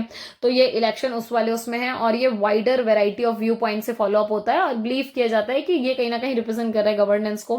फंक्शनल रिप्रेजेंटेशन में क्या होता है, एक ऐसा सिस्टम है जहां पर जो वोटर है डिफरेंट डिफरेंट प्रोफेशन से आते हैं, या फिर जो फंक्शंस हैं उनको जरूरत होती है ताकि उनको फॉलो अप करके जो भी ऑल्टरनेटिव मिलते हैं, है ना, कि आप अपने जो भी रिप्रेजेंटेटिव है, ऐसा तो है नहीं कि इस पर्टिकुलर एरिया से एक ही बंदा खड़ा हुआ है, भाई 4 पार्टियां, तो 4 पार्टियों से ही 4 बंदे खड़े होंगे, तो आप अपने पूरे सोच समझ के विचार कर कर तब आप क्या करते हो, अपने रिप्रेजेंटेटिव को चूज करते हो, और सबको इक्वली आपको, मतलब आपको ये पता है कि सबको इक्वल मौका मिलता है, ठीक है। इसके अलावा जैसे फॉर एग्जांपल दे रखा है कि जो लोग इंडस्ट्रियल सेक्टर के हैं, ठीक है, तो वो कैसी पॉलिसी को सपोर्ट करेंगे, जो भी इंडस्ट्रियल पॉलिसी होंगी डेफिनेटली उनको सपोर्ट करेंगे। तो वो ये देखेंगे कि अगर 4 बंदे खड़े हुए हैं तो चारों में से कौन से बंदे के एजेंडा में इंडस्ट्रियल पॉलिसी के बारे में वो उसको सपोर्ट कर देंगे अल्टीमेटली, ठीक है। ऐसे ही जो एग्रीकल्चर सेक्टर से है वो किसको वोट करेंगे, जो भी एग्रीकल्चर की पॉलिसी को सपोर्ट कर रहा है, जिसके एजेंडा में एग्रीकल्चर के बारे में सिंपल, ठीक है। माइनॉरिटी रिप्रेजेंटेशन की बात हो रही है, तो ये देखो कि हिस्टोरिकली अगर हम देखें तो ये बात सही है कि वो मतलब कहीं ना कहीं अंडर रिप्रेजेंटेटेड रहे हैं, क्योंकि मार्जिनलाइज्ड रहे हैं। तो ऐसे बहुत सारे ग्रुप हैं जो मार्जिनलाइज्ड रहे हैं हिस्टोरिकल टाइम से, मतलब पूरे हिस्टोरिकल टाइम से अब तक देखेंगे तो। और आप ये देखोगे कि ये जो इनकी वैरायटी ऑफ सेटिंग है, जैसे आप मीडिया, वर्कफोर्स, एजुकेशन, पॉलिटिक्स, मतलब यहाँ पर स्पेशल रिप्रेजेंटेशन दिया जाता है गवर्नमेंट के अंदर। तभी तो आप ये देखते हो ना, SC ST की सीट्स आपके फिक्स होती हैं, OBC की कुछ सीट्स फिक्स होती हैं, विमेन की भी इवन रिजर्वेशन है, विमेन का भी, राइट, क्योंकि विमेन भी आपकी मार्जिनलाइज होती हैं। तो मतलब ये सारी की सारी चीजों का भी ध्यान रखा गया है। जेंडर रिप्रेजेंटेटिव की बात आ रही है, वही यहाँ पर लोग डिफरेंट डिफरेंट जेंडर्स मतलब वही रिप्रेजेंट करते हैं, और इनकी जो प्रेजेंस है वो बहुत ज्यादा एक्टिव है, क्योंकि जो इंडिया में वैरायटी ऑफ फील्ड्स हैं, जैसे पॉलिटिक्स आप देखोगे, मीडिया, एजुकेशन, वर्कफोर्स, तो यहाँ पर आप ये देखोगे ऐसा नहीं कि हमेशा मेल ही दिखाई पड़ेंगे, विमेन्स भी आपको दिखाई पड़ेंगे। तो विमेन भी एनकाउंटर करती है जो भी मेजर चैलेंजेस होते हैं एक्सेस करने के या फिर इन्वॉल्वमेंट के, क्योंकि हिस्टोरिकली देखा जाए तो जो आपकी ये फील्ड थी पूरी की पूरी डोमिनेटेड थी मैन के थ्रू, राइट। पर अब क्या हो गया, टाइम के हिसाब से चीजें चेंज हो रही हैं, सो अब विमेन को भी रिप्रेजेंटेशन मिला हुआ है, सो विमेन का भी अपना एक पर्टिकुलर क्राइटेरिया है। इस सिस्टम में अगर देखा जाए तो जो लोग हैं या फिर सारे जो जेंडर वाले हैं उनको इक्विटेबल एक्सेस है अपॉर्चुनिटीज के, मतलब जैसे कि अगर MP एक मैन को बनने का अधिकार है, ऐसे ही एक वुमेन को भी अधिकार है कि वो एक MP के लिए खड़ी हो सकती है इलेक्शंस में और जीत सकती है, और ऐसे हैं भी बहुत सारी MP, वी नो दैट, ठीक है। तो रिसोर्सेज में बहुत इंपॉर्टेंट रोल है। इसके अलावा डिसीजन मेकिंग प्रोसेस में, क्योंकि एक प्रथा चलती आ रही थी ना कि मैन के पास ही रैशनैलिटी होती है या फिर उनके पास ही डिसीजन मेकिंग ज्यादा अच्छी होती है या फिर उन्हीं के पास पावर है, बट अब वो नहीं है, राइट। तो हिस्टोरिकली अगर देखा जाए तो वो चीजें बहुत थी, बट आज के टाइम पर वो सारी चीजें एग्जिस्ट नहीं करती हैं। नेक्स्ट है रिप्रेजेंटेशन ऑफ इंटरेस्ट ग्रुप। आपको पता है जो स्पेशल इंटरेस्ट ग्रुप है डिफरेंट डिफरेंट, आप ये देखोगे जैसे माइनॉरिटीज के, जेंडर्स के, ये जो ग्रुप है यहाँ आप ये देखो कि लेबर यूनियन हो गए, बिजनेस एसोसिएशन हो गए, एनवायरमेंटल ऑर्गेनाइजेशन हो गए, इन सबके अपने अपने रिप्रेजेंटेटिव हैं जो इनके बिहाफ पर किससे बात करते हैं, सरकार से बात करते हैं। वर्चुअल रिप्रेजेंटेशन की बात करें तो पॉलिटिकल थ्योरी में जैसे इलेक्टेड जो ऑफिशियल्स हो गए या फिर जो रिप्रेजेंटेटिव हो गए जो एक ऑर्गेनाइजेशन के बिहाफ पर या फिर अपने लोगों के बिहाफ पर बात करते हैं, जो डायरेक्टली चुनकर नहीं आए हैं, सिंपल, ठीक है। तो कोई भी स्पेसिफिक इंस्ट्रक्शन देना तो वो वर्चुअल रिप्रेजेंटेशन के थ्रू जाता है। इसके अलावा वो लोग मतलब जिनको चुना गया है, ठीक है, तो आप कहीं ना कहीं क्या है आंसरेबल उन स्पेसिफिक ग्रुप के लिए, क्योंकि उन्होंने एक होप में, एक उम्मीद में आपको ये पावर दी है, ठीक है। तो आपकी रिस्पॉन्सिबिलिटी बनती है कि आप उनके भले के लिए कार्य करेंगे, उनके वेलफेयर के लिए कार्य करेंगे, तो आपकी अकाउंटेबिलिटी उनके प्रति सीधा सीधा बनती है। जो रिप्रेजेंटेटिव है ये उनकी ड्यूटी है कि वो लोगों के इंटरेस्ट में काम करे, क्योंकि यही कह के तो आते हैं जी हम तो जनता की सेवा करने के लिए हाजिर हैं, है ना। तो जनता की सेवा कर रहे हो तो दैट मीन्स कि आपकी अकाउंटेबिलिटी की आप सच में सेवा करो। इलेक्टोरल जो सिस्टम है रिप्रेजेंटेटिव डेमोक्रेसी का, वो कैसा है, आप ये देखोगे जो इलेक्टोरल सिस्टम है यहाँ पर वो ये कि जो सिटीजन है वो रिप्रेजेंटेटिव को चूज करते हैं, जो भी बंदा खड़ा है, ठीक है, क्योंकि खड़ा तो हमारे ही बिहाफ पे है ना। रिप्रेजेंटेटिव डेमोक्रेसी में क्या होता है, वही जो मैं 50 बार बोल चुकी हूँ आई गेस अब तक, कि अब तक मतलब इस वाली सीरीज में, है ना, कि एक पर्टिकुलर एरिया से पर्सन खड़ा हो रहा है तो आप उसको चूज करोगे। सो ये डिपेंड करता है नेशन के ऊपर या फिर किस टाइप का, मतलब कौन सी कंट्री है वहां पर किस टाइप का रिप्रेजेंटेटिव डेमोक्रेसी को फॉलो अप किया जा रहा है।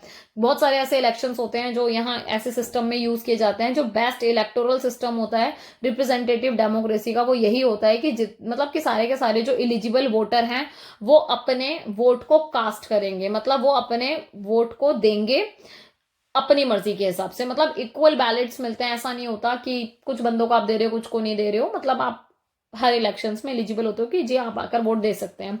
इलेक्शन जो है आपके वो की कंपोनेंट होते हैं एक डेमोक्रेटिक कंट्री के, है ना, जहां भी डेमोक्रेसी होगी वहां इलेक्शन होगा ही होगा, जरूरी है।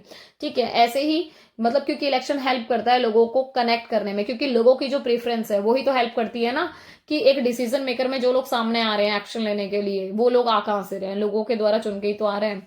ठीक है, तो रिप्रेजेंटेटिव डेमोक्रेसी में कुछ कुछ प्रिंसिपल्स हैं जिनको फॉलो अप किया जाता है, कुछ ऐसे सिद्धांत हैं जैसे रेगुलर और फ्री एंड फेयर इलेक्शन होंगे, किसके बेहाफ पर होंगे, जो यूनिवर्सल सफरेज है, जहां पर राइट टू वोट की बात होती है ना, universal suffrage is right to vote, जो 18+ को मिला है। ठीक है, तो इनको कंडक्ट कराया जाता है। ठीक है, और एनोनिमस वोटिंग होती है, मतलब पता नहीं चलता किस बंदे ने किसको वोट दिया है। मतलब आप भले ही बीजेपी को वोट दे, बाहर आके कोई पूछे कांग्रेस वाला, जी हमने वोट दिया ना कांग्रेस को, हाँ जी आपको दिया। थोड़ी दूरी पे कौन मिल रहा है, आम आदमी पार्टी वाला मिल रहा है, हाँ भाई किसको वोट दिया, अरे भाई आपको ही दिया, क्योंकि किसी को नहीं पता वहां अंदर जाके कि कौन सा बटन आप दबा के आए हो। ठीक है, तो ये सबसे बेस्ट पार्ट होता है। इसके अलावा availability of alternative political parties की आपको अवेलेबिलिटी होती है आपके पास, ऐसा नहीं है कि कोई एक ही सिंगल पार्टी या फिर दो ही पार्टी हैं कि भाई या तो ये दो पार्टी हैं या तो ये या ये, ऐसा नहीं है। अवेलेबिलिटी है, काफी पार्टीज खड़ी होती है तो आपके पास ऑप्शंस होते हैं, तो जो वोटर हैं वो उन ऑप्शंस के थ्रू अपनी प्रेफरेंस देते हैं। Freedom of association and speech, भाई जिस टाइम पे कैंपेनिंग वगैरह होती है वही संघ बनाना, भाषण वगैरह देने की पूरी स्वतंत्रता होती है। ठीक है, और ये लोग अपना जो ऑफिस है भाई, जब आप जीत जाते हो या फिर इवन जब कैंपेनिंग वगैरह चल भी रही होती है तो हर पार्टी वाले बंदे के पास अपना कार्यालय होता है, वो उसके हिसाब से अपने कार्य करता है, आप फ्री होते हो सारे कार्य करने के लिए। नेक्स्ट है अकाउंटेबिलिटी एंड डेमोक्रेसी, बहुत इंपॉर्टेंट है कि लोकतंत्र में जो जवाबदेही है वो होती है, फिक्स है। जो रिप्रेजेंटेटिव डेमोक्रेसी होती है एक ऐसा फॉर्म ऑफ गवर्नमेंट है जहां पर जो सिटीजन है वो ट्रस्ट कर रही है अपने रिप्रेजेंटेटिव को, क्योंकि उन्होंने उनको पावर दे दी कि जी आप हमारे बिहाफ पर डिसीजन ले सकते हो। ठीक है, तो ऐसे में क्या होता है कि पूरी की पूरी जो ग्रेट एफिशिएंसी है वो किसके पास चली गई, उस पर्सन के पास चली गई जिसको हमने चूज किया है।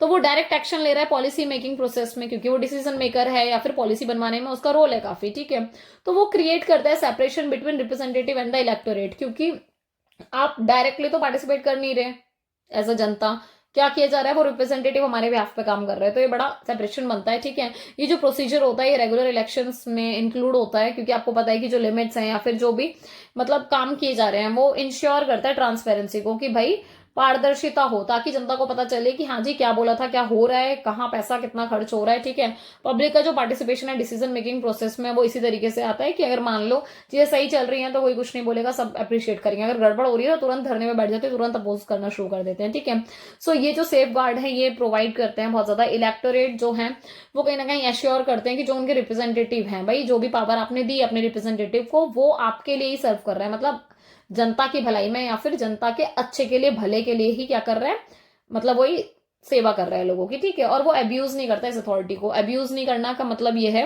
कि अपने हित के लिए यूज नहीं कर रहा, मतलब सेल्फिश नहीं बन रहा, सेल्फ इंटरेस्ट के लिए काम ना कर जनता के लिए काम कर रहा है। इसके अलावा अकाउंटेबिलिटी में ये भी रिक्वायरमेंट है कि जो इंडिविजुअल जिस भी पोजीशन पे है, जिस भी अथॉरिटी पे है, वो प्रिपेयर करे अपने, मतलब जो भी मान लो कोई एरर हो गया है, कोई भी प्रॉब्लम्स हो गई है तो आप उनको अमेंड कर सकते हो। ऐसा नहीं है ना कि देखो कोई चीज है, मान लो कोई रूल बन गया, कोई ऐसी पॉलिसी बन गई जो आपको लगता है गड़बड़ है या फिर शायद उस टाइम पे सही सोच के बनाई थी पर आज के टाइम पे लागू नहीं हो रही, तो भाई अमेंडमेंट का अधिकार है, करो, संशोधन करो। ठीक है, तो हमेशा कॉल इस चीज का होना चाहिए कि भाई आप रेडीनेस हो हमेशा आपके अंदर, कि आप पब्लिक को सुन रहे हो, उनकी कमेंट्स को ध्यान दे रहे हो, अगर वो क्रिटिसाइज कर रहे हैं तो आप में इतनी तत्परता होनी चाहिए, इतनी रेडीनेस होनी चाहिए कि आप अडेप्ट कर सको जो भी रिस्पॉन्सेज आ रहे हैं उस बेसिक मुद्दे को लेकर। ठीक है, प्रमोट करना अकाउंटेबिलिटी को, जो डेमोक्रेटिक कंट्री है वहां पर ये बहुत एफिशिएंट है, बहुत इफेक्टिव है, क्योंकि यहाँ प्रोटेक्ट किया जाता है सिटीजन के राइट्स को और उनकी लिबर्टी को। पॉलिटिकल जो अकाउंटेबिलिटी और जो आइडिया ऑफ डेमोक्रेटिक रिप्रेजेंटेटिव है उसमें क्या कह रहे हैं कि जो राजनीतिक जवाबदेही है या फिर लोकतांत्रिक प्रतिनिधि का क्या विचार है, तो जो रिप्रेजेंटेटिव होता है वही एक मीडिएटर की तरह काम करता है जनरल पब्लिक और गवर्नमेंट के बीच में, क्योंकि जनता के बीच में से ही उठ के गया ना सरकार के अंदर डिसीजन मेकिंग के लिए, तो मीडिएटर की तरह ही काम कर रहा है। ठीक है, मतलब मान लो संसद में जब भी बहस होती है, डिबेट चल रही होती है लोकसभा में, तो क्या होता है, वो बंदा बोलता है ना कि हमारे एरिया के लोग, हमारे एरिया में ये स्कूल, हमारे एरिया में ये प्रॉब्लम, दैट मीन्स कि वो क्या कर रहा है, मीडिएटर का रोल प्ले कर रहा है जनता के बीच में और किसके बीच में, सरकार के बीच में। वो हेल्प करता है इंश्योर करने के लिए कि जो भी डिसीजन है वो लोगों के बेस्ट इंटरेस्ट में आए, मतलब ज्यादा से ज्यादा लोगों की भलाई हो। ठीक है, और ये चीज इंक्लूड करती है बहुत सारी टर्म्स, जैसे बहुत सारी लिमिट्स भी आएंगी, बहुत सारे स्ट्रिक्ट रूल्स को फॉलो अप किया जाता है, जैसे कोई कॉन्फ्लिक्ट ऑफ इंटरेस्ट है, कोई ऐसी बात है, कोई ऐसा मुद्दा है जिसमें कॉन्फ्लिक्ट है तो उन सारी चीज़ों को भी थोड़ा ध्यान में रखा जाता है। लिमिटेड है अबाउट अमाउंट ऑफ मनी, क्योंकि देखो ये बात सही है कि जो पैसे हैं है ना वो लिमिटेड तरीके से यूज हों, क्योंकि होता क्या है कि कैंपेनिंग में भर भर के पैसा खर्च होता है, अलॉटेड लिमिटेड होता है, करते हैं अपनी जेब से बतेरा खर्च है, ठीक है। तो सेफ गार्ड करना प्लेसेस को, रिप्रेजेंटेटिव जो डेमोक्रेसी है वो इंश्योर करती है कि जो रिप्रेजेंटेटिव है वो रिमेन इंडिपेंडेंट रहे, मतलब वो बिल्कुल इंडिपेंडेंट रहे अपने इलेक्टोरेट सिस्टम से, ठीक है। फुलफिल करें अपने रोल्स को as a mediator between the public and the government, क्योंकि ये सबसे बड़ी बात है कि आपको जिस रोल के लिए भेजा गया आप उसको फुलफिल करोगे।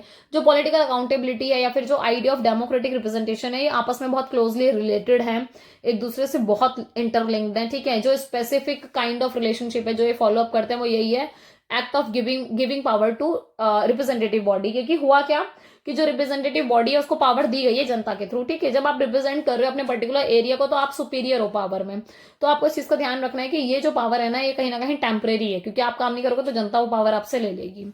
ग्लोबलाइजेशन और डेमोक्रेसी की बात करें कि वैश्वीकरण और जो लोकतंत्र है इसको अगर समझो तो इंडियन कॉन्टेक्स्ट में ग्लोबलाइजेशन बहुत ज्यादा एक्टिव हो गया। कब? 1990 के बाद। वैसे बेसिकली 1991 में आया था एग्जैक्ट, ठीक है, पर जब हम डेकेड की बात करते हैं तो हम पूरा समाप्त करके लिखते हैं ना, तो 1990s के बाद माना जाता है, ठीक है। तो एज अ रिजल्ट क्या हुआ, बहुत सारे चैलेंजेस भी आए इंडिया के लिए, बट ग्लोबली अगर देखा जाए तो आपको पता है कि इंडिया एक डेमोक्रेटिक कंट्री की तरह सेटअप है, तो यहाँ बहुत सारी बात भी आई, ठीक है। बट ये भी बात सही है कि लैक ऑफ अकाउंटेबिलिटी, अब अकाउंटेबिलिटी कम हो गई है पहले से, क्योंकि जो वर्ल्ड है वो कहीं ना कहीं इंटरकनेक्टेड हो गया, आपस में जुड़ गया है बहुत सारे एस्पेक्ट्स में। तो बहुत मुश्किल हो जाता है वोटर्स के लिए कि जब इलेक्शंस के टाइम पर वो अपने लीडर से अकाउंटेबिलिटी मांगे, या फिर जब वो डिसीजन ले रहे होते हैं तो वो अकाउंटेबिलिटी दे भी नहीं पाते उतना ज्यादा, ठीक है। जो इंटरनेशनल ऑर्गेनाइजेशन है जैसे वर्ल्ड ट्रेड ऑर्गेनाइजेशन हो गया या फिर IMF, इंटरनेशनल मॉनेटरी फंड जो हो गया, ठीक है, इसके बेस्ट एग्जांपल हैं, क्योंकि ये जो ऐसी एंटिटीज हैं जो कहीं ना कहीं मतलब जो एक होता है ना कि इनके पास ये एबिलिटी है कि वो अपने डिसीजन ले रहे हैं, और वो अपने सिटीजन जो अपने डिसीजन ले रहे हैं वो उन सिटीजन के बिहाफ पर ले रहे हैं जो भी उनको लगता है कि हाँ भाई नागरिकों के जीवन में प्रभाव डाला जा सकता है, उनको फोकस करके लिया जाता है, ठीक है। लॉस ऑफ सॉवरेनिटी, क्योंकि सॉवरेनिटी में क्या था कि पहले क्या था आप अपने डिसीजन मेकर खुद हो, तो आप फॉलो अप कर रहे हो सारी चीजों को, ठीक है। तो जो ग्लोबलाइजेशन है उसमें ये पोटेंशियल है कि वो क्या करता है, सॉवरेनिटी को लॉस करता है, मतलब उसको और ज्यादा कम करता है, ठीक है। क्योंकि कोई भी नेशन है तभी ज्यादा पावरफुल माना जाता है जब वो सॉवरन हो, ताकि वो अपने डिसीजन खुद ले सके। पर ग्लोबलाइजेशन की वजह से इसमें थोड़ी सी क्या आई है, कमी आई है, ठीक है।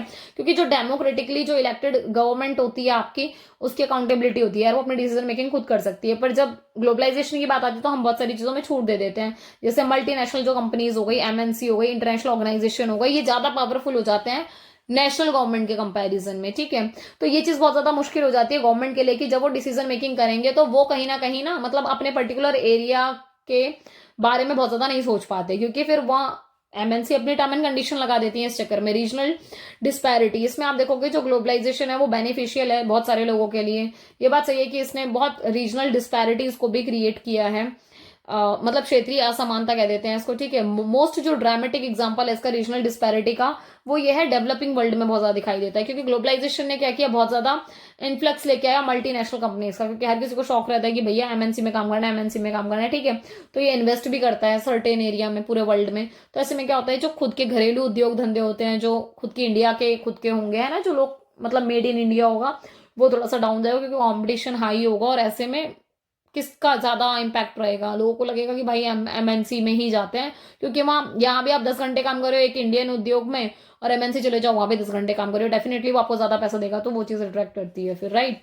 लैक ऑफ ट्रांसपेरेंसी, वही पारदर्शिता की बहुत कमी हो जाती है जब ग्लोबलाइज्ड जो इंस्टीट्यूशंस हैं वो क्रूशियल डिसीजन जब ले रहे हैं, तो ये कहीं ना कहीं अनअकाउंटेबल है, क्योंकि इनकी तो कोई जिम्मेदारी बनती नहीं कि हाँ भाई हमें अकाउंटेबिलिटी देनी है अपनी, तो क्योंकि इनके क्लोज डोर हो जाते हैं ऐसे टाइम पर कि जी हम कोई सफाई नहीं उतारेंगे, ठीक है।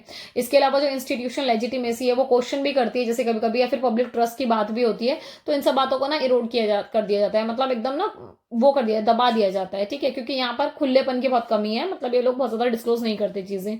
रेस टू द बॉटम, यहाँ क्या बात आ रही है कि जो ग्लोबलाइज्ड इकोनॉमी या फिर जो नेशन है वो compete करते हैं किसके साथ, जो लोअरिंग लेबर होती है फिर इन्वायरमेंटल स्टैंडर्ड्स के साथ, ठीक है, जो कि मतलब फॉरेन इन्वेस्टमेंट के हिसाब से काफी मतलब एक इंपॉर्टेंट एफर्ट ड्रॉ करता है। कहने का मतलब ये कि अब आप देखो इंडिया जैसी कंट्री में चले जाओ आप, तो यहाँ पर क्या होगा कि लोग मिलेंगे तो आपको लेबर बहुत सस्ते में भी मिल जाएगी, ठीक है। तो रेस टू द बॉटम की बात हो रही है, जहां पर लोग हैं जो उनको एक्सप्लॉइट किया जाता जाता है उनका लेबर ले लेकर, ठीक है। एनवायरनमेंट को भी डिस्ट्रॉय किया जाता है डेवलपमेंट के नाम पर कि जी हम तो डेवलपमेंट कर रहे हैं, वाली पॉलिसी वाली टेक्नोलॉजी ये अच्छी है, एनवायरनमेंट को डिग्रेड कर देते हैं और जनता का भर भर के यूज करते हैं। क्योंकि देखो लोग भी ऐसे हैं कि उनको लगता है एमएनसी में काम करेंगे अच्छा पैसा मिलेगा, पर अगर बाहर से कंपेयर करोगे तो हमारा क्या होता है, बहुत ज्यादा एक्सप्लॉइटेशन होता है वहां पर, जो कि नहीं समझ पाते क्योंकि हम एक्सप्लॉइटेशन इसलिए भी करा लेते हैं या फिर एनवायरनमेंट को डिस्ट्रॉय इसलिए भी करा लेते हैं कुछ छोटे से प्रॉफिट के लिए, sake of the profit only, ठीक है। डेमोक्रेसी और जो ह्यूमन राइट्स है उनको भी थ्रेटन किया जाता है समटाइम। ग्लोबल इशू और डेमोक्रेसी की बात करें, वैश्विक मुद्दे और लोकतंत्र, तो इकोनॉमिक जो ग्लोबलाइजेशन है, आपको पता है कि जो वर्ल्ड की इकोनॉमी है वो एक्सपेंड हो रही है, ठीक है। तो ये बात सही है कि और ज्यादा चांसेस मिल रहे हैं ट्रेड करने के, इन्वेस्टमेंट करने के। ये बात सही है कि भाई डेवलपमेंट होता है तो प्रोस्पैरिटी बढ़ती है, पर इसका रिजल्ट क्या आता है, इनइक्वालिटी, ठीक है, जॉब की इनस्टेबिलिटी, ठीक है। और इसके अलावा क्या होता है, यही सारी की सारी चीजें थ्रेट प्रोवाइड करती है किसको, डेमोक्रेटिक इंस्टीट्यूशंस को और सोशल स्टेबिलिटी को। आ रही है बात समझ में? तो यहाँ ये मेन चीज है आपकी। इसके अलावा क्लाइमेट चेंज हो गया, वर्ल्ड वाइड प्रॉब्लम है, ये ऐसा नहीं है पर्टिकुलर एक आध कंट्री की प्रॉब्लम है कि हाँ भाई थोड़ा बहुत क्लाइमेट चेंज हो रहा है चलो आप ही झेलो ना, पूरा वर्ल्ड पूरा ग्लोब झेल रहा है, ठीक है। तो जो क्लाइमेट चेंज है उसके सिग्निफिकेंट इफेक्ट दिखाई पड़ते हैं इकोनॉमी की वजह, इकोनॉमी पर भी, पब्लिक हेल्थ पर और एनवायरनमेंट पर। इसका जो इम्पैक्ट है वो कहीं ना कहीं वर्स्ट होता जा रहा है क्योंकि जो एग्जिस्टिंग सोशल और इकोनॉमिक डिस्पैरिटीज हैं वो ऑलरेडी गड़बड़ हो रही हैं, ठीक है। तो ये और इरोड करता है डेमोक्रेटिक इंस्टीट्यूशन को, क्योंकि इनके पास एबिलिटी है कि वो रिजॉल्व कर सकते हैं इन इश्यूज को, पर नहीं करते एड्रेस, क्योंकि डेवलपमेंट के नाम पर क्या होता है, एनवायरनमेंट को गड़बड़ कर रहे हैं, एनवायरनमेंट का क्या कर रहे हैं, डिप्लीशन कर रहे हैं या फिर डिप्लीट कर रहे हैं एनवायरनमेंट को। ह्यूमन राइट्स की बात आ रही है तो वायलेशन होता है ह्यूमन राइट्स का भर भरकर, जैसे डिस्क्रिमिनेशन होना, टॉर्चर होना या फिर एक्स्ट्रा जुडिशियल एग्जॉशन हो जाना, ठीक है। इसके ये वर्ल्ड वाइड प्रॉब्लम है और ये बहुत बड़ा इन्फ्लुएंस है कहाँ पर, जो डेमोक्रेसीज हैं वहां पर, ठीक है। और ये बात सही है कि इनके पास पोटेंशियल होता है कि ये रिड्यूस कर सकते हैं जो भी पब्लिक कॉन्फिडेंस में आती हैं या फिर डेमोक्रेटिक इंस्टीट्यूशंस में, और ये कंट्रीब्यूट करते हैं ग्रोथ ऑफ पॉपुलिज्म में एंड अथॉरिटेरियनिज्म में। क्योंकि वही कि यहाँ पर फिर क्या होता है कि मतलब अपने अथॉरिटेरियन में क्या होता है, अपने अपने खुद के हित के लिए कार्य कर रहे होते हैं ना, तो यहाँ वो वाली बात आ जाती है। सो ये हो गया आपका यूनिट 4 कंप्लीट, ठीक है। तो ये वाली ना आपकी सीरीज पूरी कंप्लीट हो गई है। मैंने आप लोगों को बोला था मैं एग्जाम से पहले करा दूंगी, आपका एग्जाम है 27 को, राइट, एंड टुडे इज 23, तो आई गेस इतना इनफ टाइम है कि आप आराम से इसको रिवाइज भी कर सकते हो प्रॉपर, ठीक है। सो मैंने अपनी बात कंप्लीट कर दी है। I am feeling so happy कि मैं अपने वर्ड्स को कंप्लीट कर पाई। बाकी आप लोगों के पेशेंस के लिए बहुत बहुत बहुत थैंक यू। बहुत सारे स्टूडेंट्स को लग रहा था कि शायद नहीं हो पाएगा नहीं हो पाएगा, मैं समझ सकती हूँ, बट आप लोगों के प्यार और सपोर्ट की वजह से मैं कर पाई, मैं मोटिवेट हो पाई, और क्योंकि मेरी भी अपनी चीजें चल रही हैं बहुत सारी, बट स्टिल मैंने टाइम निकाला, मैं कर पाई, मैं बहुत ग्रेटफुल हूँ, ठीक है। बाकी thank you so much last तक बने रहने के लिए। लाइक शेयर एंड सब्सक्राइब जरूर कर देना, ठीक है। टेलीग्राम चैनल प्लीज ज्वाइन कर लेना ताकि आपको सारी अपडेट मिल जाए। ये क्वेश्चन, इसका ना क्वेश्चन पेपर मैंने अपलोड कर दिया है प्रीवियस ईयर वाला, तो एक बार वो देख लेना, एक रफ आइडिया मिल जाएगा, ठीक है। इसके अलावा पढ़ते रहो, आगे बढ़ते रहो, और बहुत जल्दी कोई नई सीरीज शुरू करेंगे। अगर आप लोगों को कुछ लगे कि जिस सब्जेक्ट को पढ़ने में डिफिकल्टीज आ रही है तो प्लीज मुझे टाइम से बता देना ताकि मैं फिर उस पर वर्क कर सकूं, ठीक है। बाकी all the very best for your exam. I wish her एक स्टूडेंट का एग्जाम बहुत अच्छा जाएगा, आप सब बहुत अच्छे मार्क्स से पास हो जाएंगे, ठीक है। और मिलते हैं बहुत जल्दी न्यू सीरीज के साथ। तब तक के लिए ध्यान रखो अपना, पढ़ते रहो, आगे बढ़ते रहो, अपना और अपने पेरेंट्स का नाम रोशन करो। बाय।